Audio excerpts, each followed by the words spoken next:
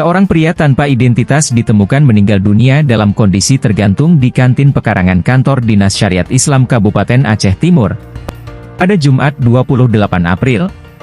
Pria tersebut ditemukan pertama kali oleh pemilik kantin, Mariati, 36, sekitar pukul 6.30 waktu Indonesia Barat, saat hendak membuka kantin.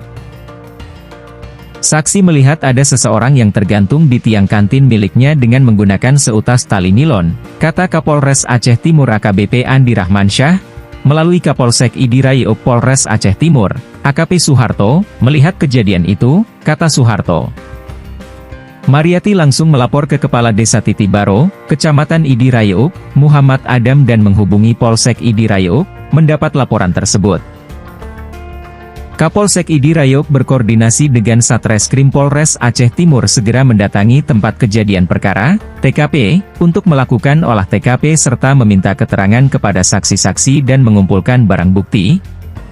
Menurut keterangan Kepala Desa, sesosok mayat tersebut bukan warganya dan diduga pendatang yang selama ini sering terlihat berada di seputaran pusat pemerintahan Aceh Timur.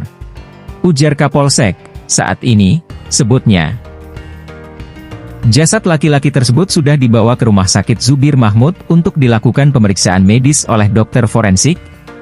Kapolsek juga menyebutkan, di sekitaran kantin tersebut pihaknya juga tidak menemukan identitas apapun milik korban.